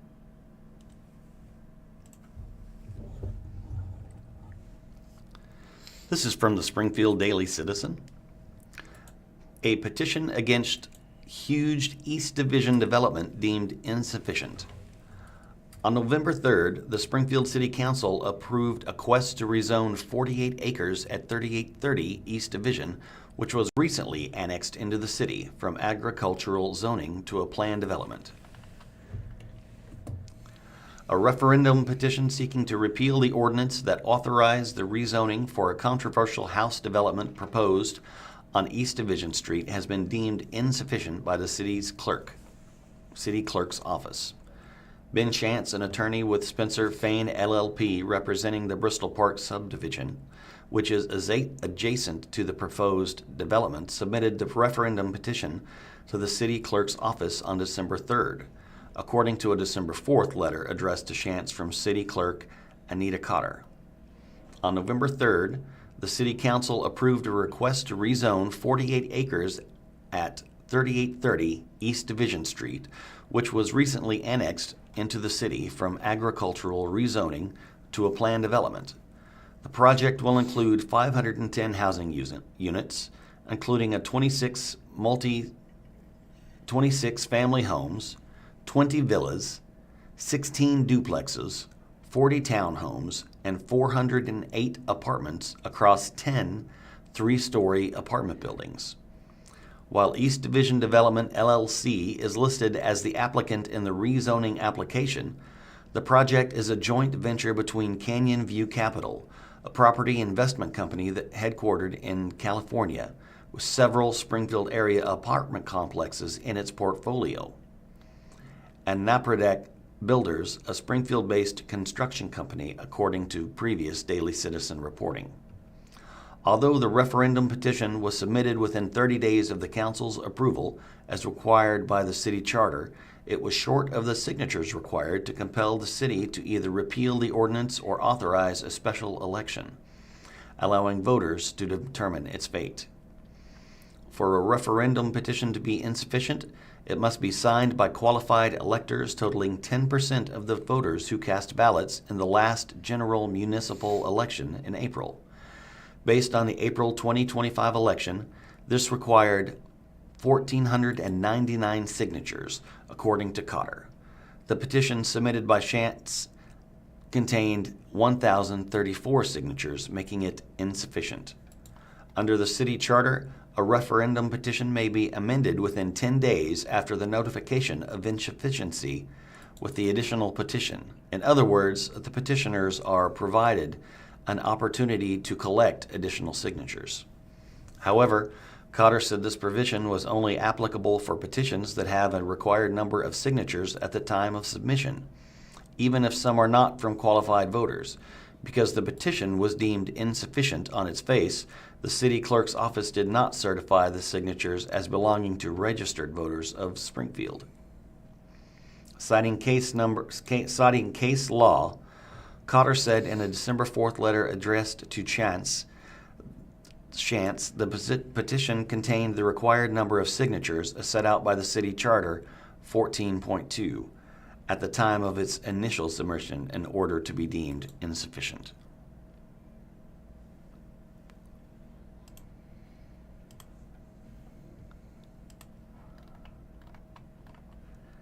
It does not require petitioners. If it does not, petitioners are not afforded additional time to amend or supplement the petition. Additional time is provided only when the petition contains the required number of signatures initially, but some signatures cannot be certified. Because the petition you submitted did not include the required number of signatures by the deadline established in the city charter, it is deemed insufficient and no additional time for the amendment can be granted. Cotter is expected to certify the petition as insufficient at the December 15th City Council meeting. Because the petition was deemed insufficient, no action will be required by the City Council. Jessica Ingram, a resident of the Bristol Park subdivision who helped lead the referendum effort, expressed frustration over the fact that many neighbors to the proposed development, including herself, were unavailable to sign the petition due to living outside of the city limits.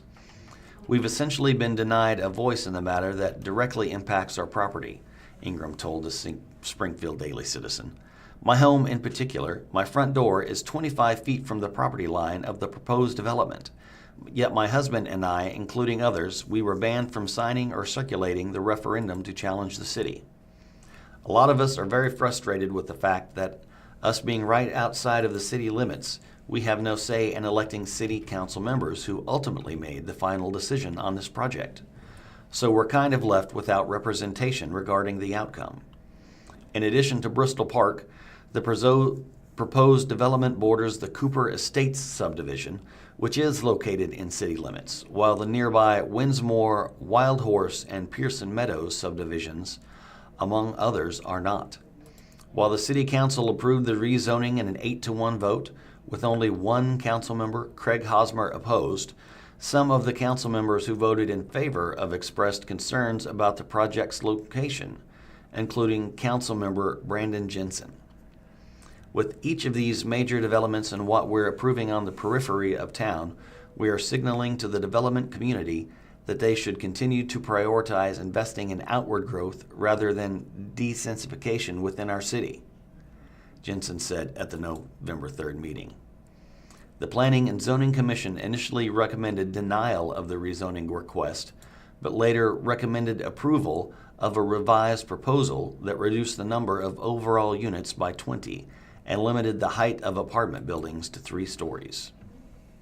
In addition, The revised proposal contained more defined traffic improvements to the surrounding roadways, including plans for a traffic signal at the intersection of Division and LeCompte Road, and eliminated a proposed connection to Danvers Road, which currently terminates at the south property line of Bristol Park. Despite the changes, neighbors remain concerned about various aspects of the proposed development. While some residents have indicated they are not inherently opposed to the development of the property, many feel that the density of the project is not compatible with the surrounding single-family neighborhoods, and that the increased traffic will exacerbate existing congestion in Division. Residents have also cited concerns with potential sinkholes on the property and the developer's ties to a California company. Springfield City staff recommended approval of both itinerations of the rezoning application. In the Development Review Staff Report, the city points to the step-down approach used to transition between single-family homes and higher-density residential uses and the need for missing middle housing, an umbrella term used to describe the various housing types that fit between single-family homes and mid-rise apartments. Jack McGee is the government affairs reporter at the Springfield Daily Citizen. He previously covered politics and business for the Daily Citizen. He is an MSU graduate with a Bachelor of Science degree in journalism and a minor political science. Reach him at jmcgee@sgfcitizen.org or 417-837-3663. From the Springfield News-Leader, Christian County Library votes to leave attorney invoice unpaid. The Christian County Library may finally be turning the page on a chapter marked by legal turmoil. The CCL Board of Trustees voted Tuesday, December 17th, to not pay a final invoice from its former attorney who filed a lawsuit against 3 of the trustees. In the fall of 2024, the library's former attorney, Harry Styron, filed a lawsuit on behalf of the library district and Janice Hagan, a board member at the time, against 3 of the other board members, alleging violations of district bylaws and the Missouri Sunshine Law. As a result, the new majority on the board terminated the district's contract with Styron, who had represented the library since 2017, in favor of hiring a new, more expensive legal counsel. According to previous News-Leader reporting and records shared at the Tuesday, December 16th meeting, Styron proceeded with filing the lawsuit at the authorization of former board president Allison Tuckness, along with Hagan. At the meeting, current board members argued Styron's contract indicated his work was commissioned by the executive director, who did not direct the filing of the lawsuit. The full board had also not taken a vote on directing the lawyer to do so. Since the library district didn't decide to sue the majority of the board, we're not going to pay for that, Trustee John Garrity said at the December 16th meeting. That would be ridiculous for us to pay, for us to sue us. The invoice bills the library for more than $1,300 for research and document preparation completed for the lawsuit, half of which was billed to Hagan. The vote to proceed with the decision to leave the invoice unpaid passed unanimously 3-0. The board currently has 1 vacant seat after Diana Brazil resigned last month. Reached by email, Styron told the News-Leader he never expected the board as constituted currently to pay the invoice. The lawsuit was dismissed following a settlement at the end of July.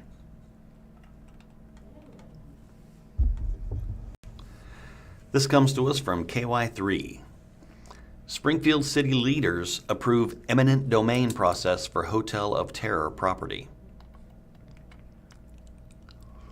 The Springfield City Council approved starting the eminent domain process Monday night to take over the Hotel of Terror and the land it sits on. City leaders say they need the land to replace the 100-year-old bridge on Main Street. MoDOT, which has rated the bridge as poor, has reduced the weight limit and inspects it every year.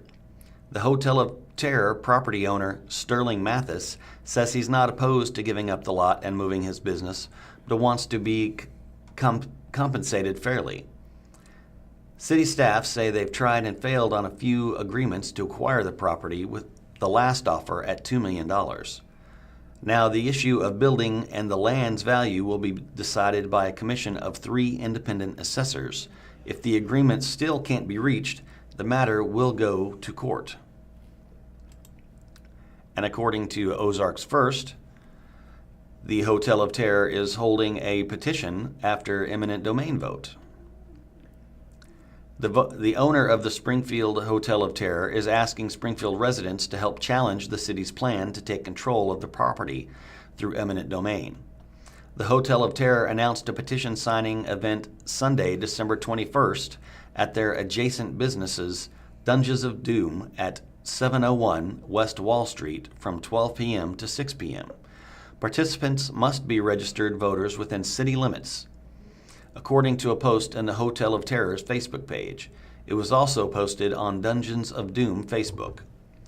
The petition is part of Mathis' effort to block the City Council's December 15 vote to begin the eminent domain process for the property, which the city plans to acquire to replace the North Main Avenue Bridge as part of the Renew Jordan Creek project. This is the second time the city has voted to move forward with the process on the property. City officials have said that the bridge rated poor by the Missouri Department of Transportation requires replacement to improve traffic safety, reduce flooding for downtown businesses, and accommodate increased water flow. The project is partially funded with federal dollars.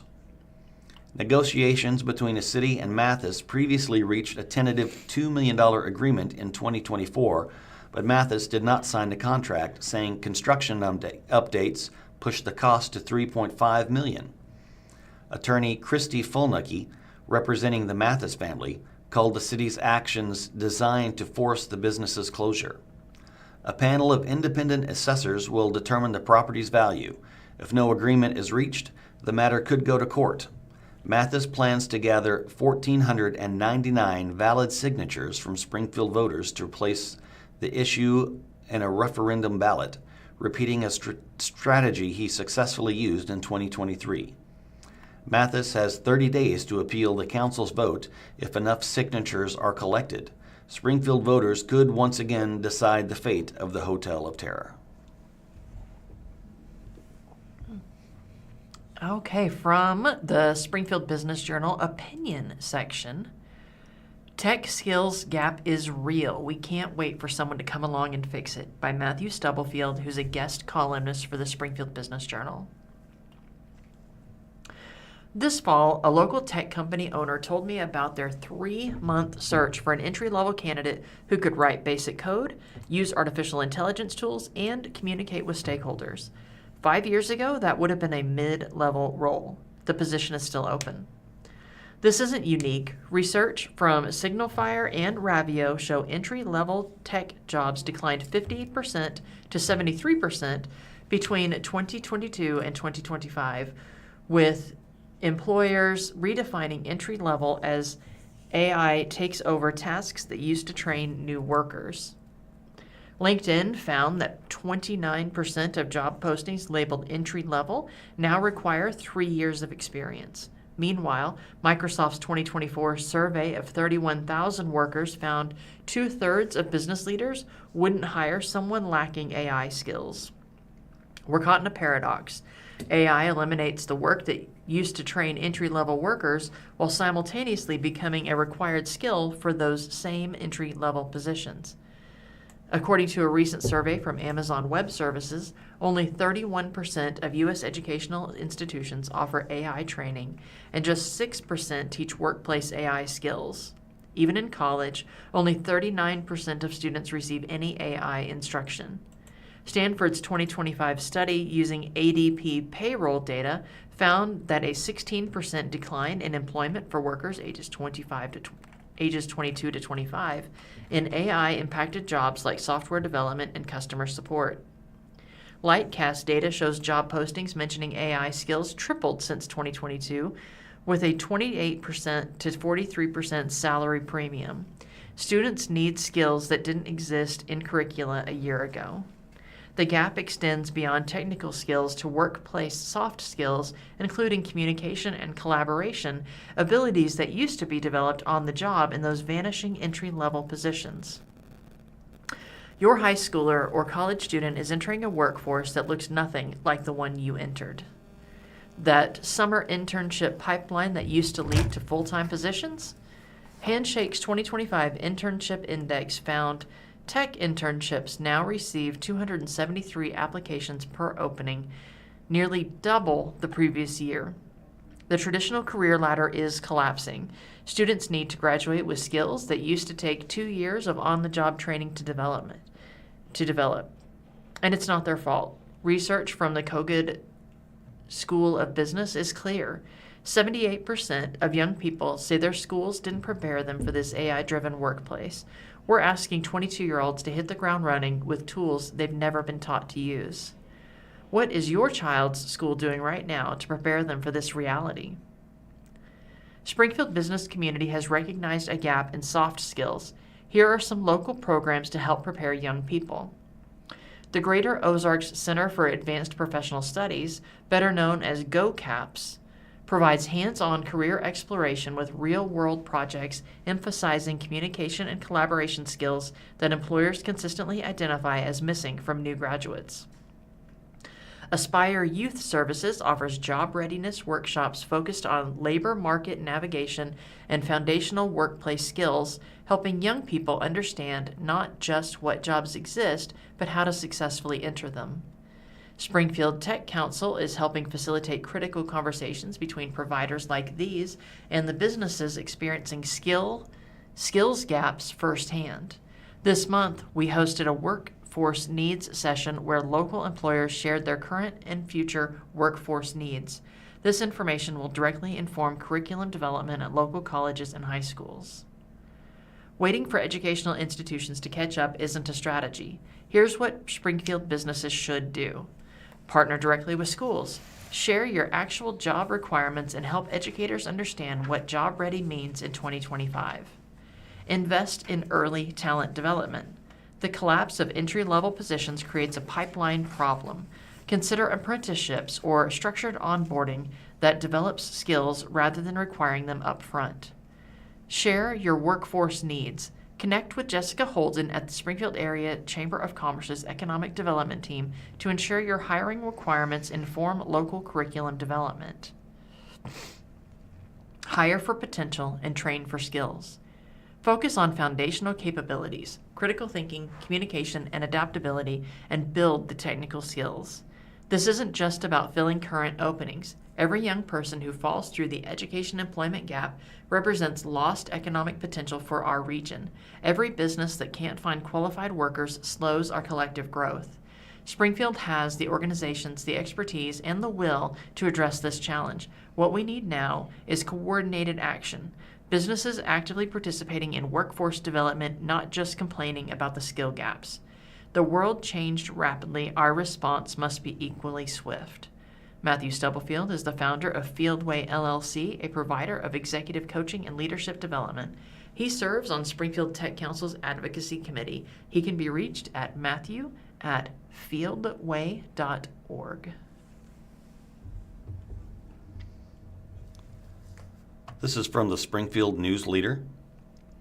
Governor names State Pharmacy Director to lead MO Medicaid program by Steph Quinn. Josh Moore is the new director of MO HealthNet Division, taking over the agency that administers Missouri's Medicaid program, according to a press release from the state's Social Services Department Wednesday, December 17th. Moore, who has served since 2019 as MO HealthNet's pharmacy director, succeeds Todd Richardson, the former Missouri House Speaker who resigned from his role in October after 7 years on the job. Moore's appointment comes as MO Health Director as Mo Health and its State Social Services Department prepare to implement Medicaid eligibility changes passed by Congress in July as part of the One Big Beautiful Bill. Work requirements and twice-yearly eligibility recertifications beginning in 2027 could cause 130,000 of the 1.2 million Missourians currently on Medicaid to lose coverage, according to the one Princeton University estimate. Governor Mike Kehoe and Jess Bax, director of the department, praised Moore's experience on the press release and emphasized a need for MO Health Net's sustainability. With his experience and proven leadership, Kehoe said, "We are confident we will strengthen access, improve outcomes, and assure programs' long-term sustainability."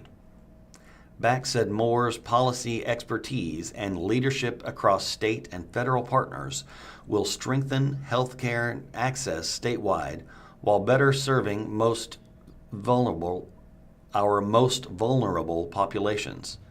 The new federal requirements are expected to come with over $900 billion in cuts to Medicaid nationwide over the next decade. Missouri could lose 14% of its federal Medicaid funding, somewhere between 11 and 18 billion over 10 years, according to KFF. As pharmacy director, Moore's responsibilities included developing policies for drug reimbursement and criteria for doctors to approve medications for prior authorization. Moore's tenure as pharmacy director has seen state efforts to provide alternatives to opioids and pain management, the COVID-19 pandemic, and introduction of GLP-1 therapies for obesity care. In October, Moore presented at the annual meeting of the Academy of Managed Care Pharmacy Nexus on the potential for GLP-1s to reduce heart attacks, surgeries, and emergency room visits in the long term. He also served on Missouri's Psychotropic Medication Advisory Committee, which advises the departments on the use of these medications for youth in foster care. Moore said he is honored to serve Missouri in this role. "I look forward to work with our dedicated team, partners, and stakeholders," he said, "to strengthen access to care, ensure fiscal stewardship, and improve health outcomes for Missourians who rely on the state's Medicaid program." The story was first published at MissouriIndependent.com.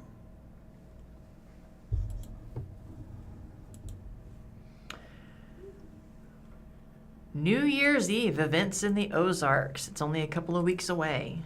So whether you're looking for a family-friendly excursion, a themed party, a classic backdrop for a midnight toast with friends, we have the perfect New Year's Eve itinerary for you. This is from 417 Magazine. Keep checking in for more updates in the lead up to the new year. So Good Spirits and Company headquarters, 424 East Cherry Street, Suite A in Springfield. Got plans for New Year's Eve, but still looking for a celebration beforehand? On December 28th, Good Spirits and Company hosts the final Sunday Supper Club of 2025 with seasonal dishes and a beer, wine, and cocktail bar. Spots are limited, so reserve now. Andy B's Family Party at 1127 East Battlefield Road in Springfield. Roll into the new year on the lanes at Andy B's. If you're looking for a family night out, you won't want to miss the Family Party Pack. A soiree at Pythian Castle, 1451 East Pythian Street, Springfield. Enjoy Pythian Castle's most lavish night of the year. Start off the night with dinner in the ballroom, followed by a Clue adventure game in the basement, and finally dessert, a DJ, and party favors in the theater.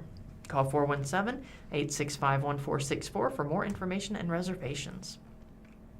The Hotel Vandevort's New Year's Eve Party, 305 East Walnut Street in Springfield. Nobody does NYE quite like Hotel V. Indulge in cocktails, chef-curated dishes, and a lively downtown atmosphere. While you're eating, enjoy live music, festive drinks, and a great ambiance. New Year's Eve at the Discovery Center, 438 East St. Louis Street, Springfield, 417-862-9910. Ring in the new year with the whole family at the much less challenging time of noon. Join the Discovery Center team for a dance party, balloon drop, and explore the new features at the center. New Year's Eve show with Springfield Brewing Company and Four Jacks, 305 South Market Street in Springfield, 417-832-8277. Head to Springfield Brew Co. for an evening of live music from 83 Skidoo, Christy Meredith, and Four Jacks. Keep an eye on Springfield Brew Company's social media for details and updates. Before the Ball Drops, a Whisper Mill New Year's Eve diner experience.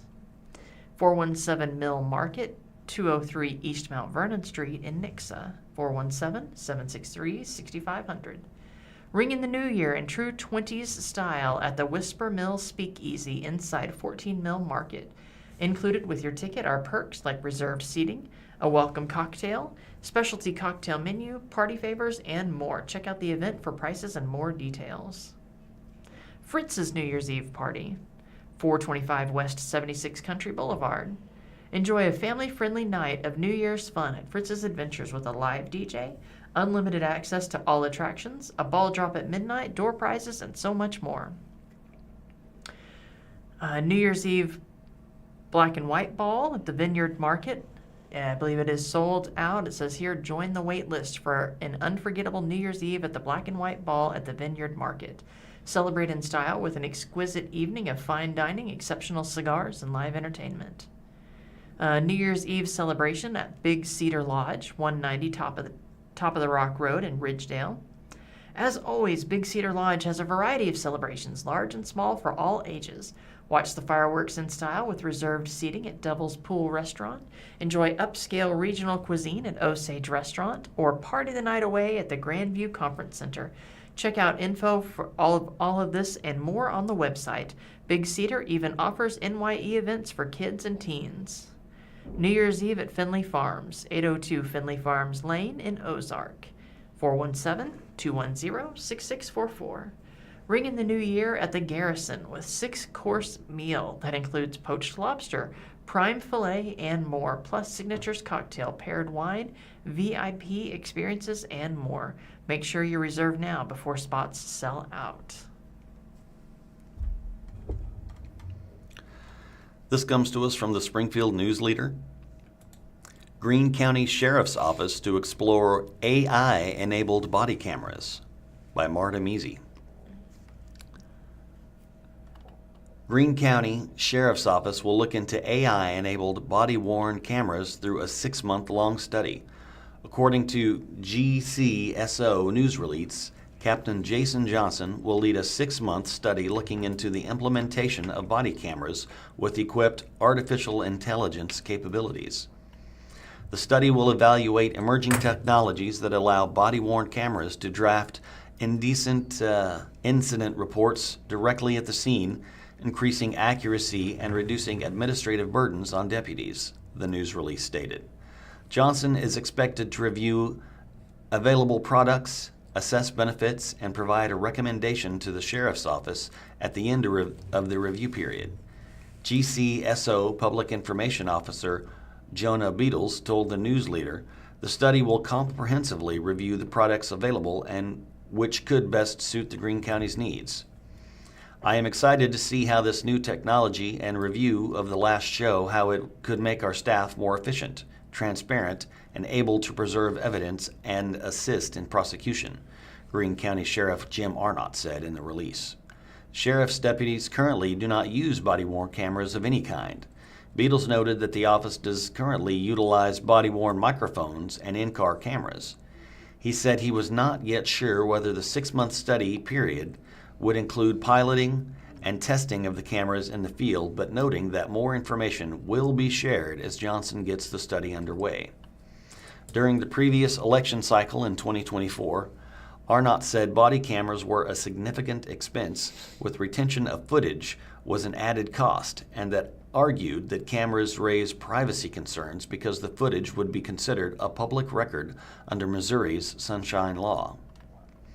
While the study will explore the various options and products available, the Facebook post in which the news has shared includes photos of an Axon camera and a presentation given by Axon Assistant. Axon Enterprise Incorporated is the leading U.S. supplier of body cameras. According to the Axon website, the Axon Assistant camera includes features like real-time speech translation and the ability to ask questions in the field from general reference information to the policy specifics and get answers. The company offers a range of other AI law enforcement tools that can provide automated transcripts, redactions, AI report writing, and driver's license scan insights. Marta Measy covers local government at the Springfield News-Leader. Have feedback, tips, or store ideas? Contact her at mmieze@news/leader.com.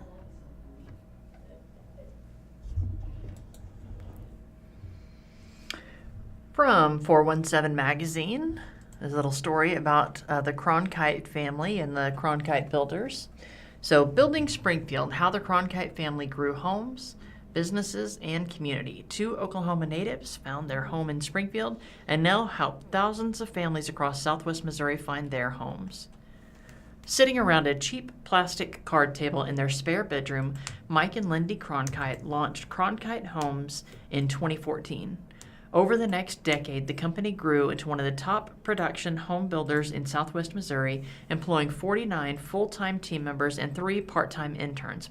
But let's start from the beginning. Mike grew up on a farm in north central Oklahoma. After graduating from Waukeeta High School in 1994, he headed to Oklahoma State University and collected not 1, but 2 degrees in mechanical engineering technology and business administration.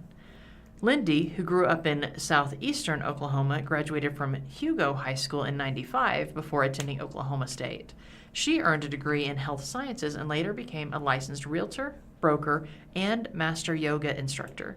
Today, she leads as the broker of record for the Cronkite Property Management. The couple first crossed paths at Oklahoma State, and in 2004, they got married. Together, they've raised 2 children in Springfield, Crew, who's 18, a swimmer at Glendale High School, and Poppy, 15, a tennis player at Springfield Catholic High School. Mike and Lindy first lived in Springfield from 2002 to 2004 while Mike worked at Mercury Marine. They returned in 2013 to pursue a new path, home building.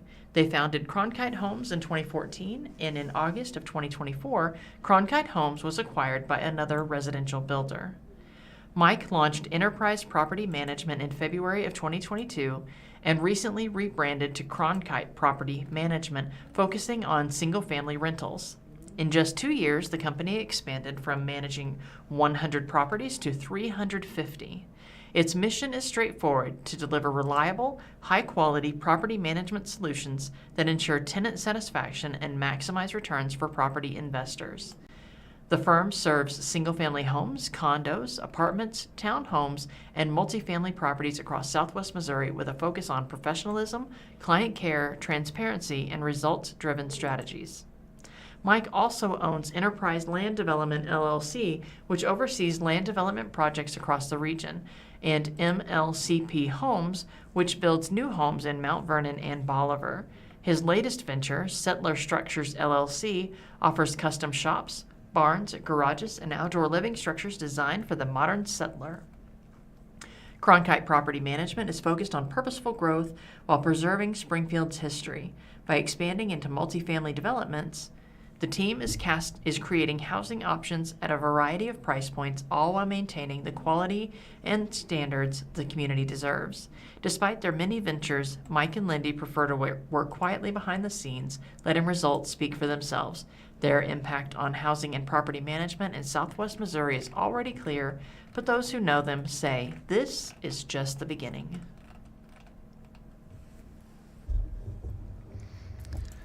This is from the Springfield News-Leader. Willard businesses face uncertain future after shopping centers sale. This is by Marta Measy. One of the main shopping centers in Willard houses businesses of all kinds: a beloved coffee shop, insurance agents, a gym, medical services, and unique retail. But come the new year, the east center of 304 East Jackson Street is likely to see significant turnover in the local business that occupy the space. After the property recently changed hands, business owners have reported hikes in rent they say they can't afford to absorb in a small retail town like Willard. Some businesses have already announced plans to shut their doors, while others say they are reviewing options. With Willard already a tight market for commercial property, Retailers say the town is at a risk of losing some options to shop and find services locally. The In and Outlet, a discount bin retailer, has been open for business less than a year, but by Christmas it will shut its doors and no longer offer Willard shoppers a spot to hunt for the hottest bargains. Store manager Christopher Stewart said business owners were not aware the property even was for sale or had been sold until they started seeing representatives around the property and receiving letters from the new management. Nearby business owners said rents were expected to jump significantly, up to 4 to 5 times the current amount. For the In and Outlet, this would turn a $3,000 monthly payment into a $12,000 one. Stewart said they were also asked to enter into a 5-year agreement with a 9-month notification period if they decide to leave. I can't speak for the other businesses, but from what we've discussed, everybody is assuming we're all moving out of here because no one's willing to pay 3 to 5 times. My assumption is this place is going to be a ghost town. Lacey Wilson has had her Bright Side counseling services practice at the East Center since early 2020. With her lease up at the end of December, she is weighing her options, but said she is likely to remain at the Willard Shopping Center She is unlikely to remain in the Willard Shopping Center due to the unexpected rent increase. This was my dream to work independently and, serve my hometown, Wilson said. In the 5 years, even it's just working part-time, I'm guessing I've helped at least 150 people. This is taking mental health services away from our community. With the notice of new management coming in November and facing her own family emergencies, Wilson said she still needed time to wrap up her practice with her clients, as is the ethical thing to do. While she has acknowledged that she is fortunate to have the option as a therapist to continue her work remotely through telehealth, she said there is a need for in-person mental health services in small communities surrounding Springfield. I mean, my office survived COVID, and it will survive this, Wilson said. I don't fully want to go to telehealth just because it's not what I'd intended. I'd intended to help the community. The 5.7-acre shopping center was sold on November 5th to 304 East Jackson, LLC, and others, according to the Greene County Assessor's Office database. The property was appraised at $2.4 million by the county. The LLC is registered to Jack Rankin and an associate advisor for SVN Rankin Company, a Springfield-based commercial real estate brokerage firm, according to Missouri Secretary of State Business Database. SVN has already listed some of the retail space that will be vacated by current businesses in the new year.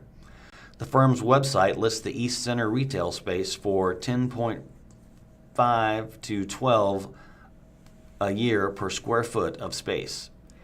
In an emailed statement, Rankin said ownership has valued open dialogue with tenants and has been transparent about plans to update the rented spaces and common areas and bring rent prices up to market rates.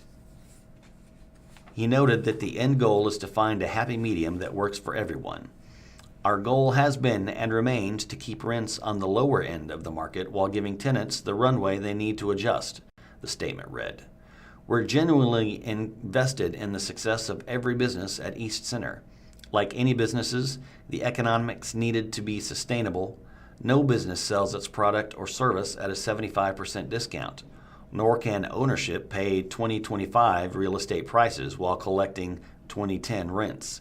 The numbers simply don't work. Business owners noted that communications have largely come from the Wooten Company, which is managing the East Center after the sale.